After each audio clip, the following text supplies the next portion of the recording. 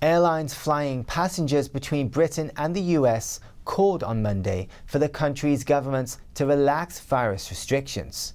They want travel routes reopened between the two countries ahead of a meeting between President Biden and Prime Minister Boris Johnson. We can set the pace for international travel. Two countries, low prevalence of infection, high vaccination rates, low risk. We've got to go for it.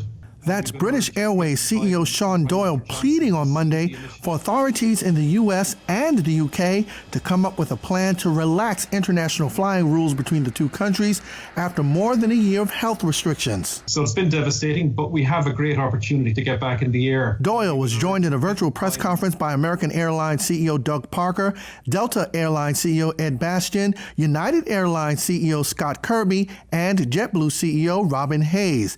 The U.S. has had a ban in place since March 2020, barring nearly all non-U.S. citizens who have been in the United Kingdom within the previous 14 days from entering the country. On the flip side, most U.S. travelers visiting the United Kingdom must quarantine for 10 days upon arrival. Given the high rates of vaccination in the U.S. and the U.K. and rebounding economies on both sides of the Atlantic, airline execs like Doug Parker of American Airlines made the financial case for lifting the restrictions. International travel, as we all know, is fundamental to global economic activity. So safely reinstating transatlantic service would send an important signal to the entire world.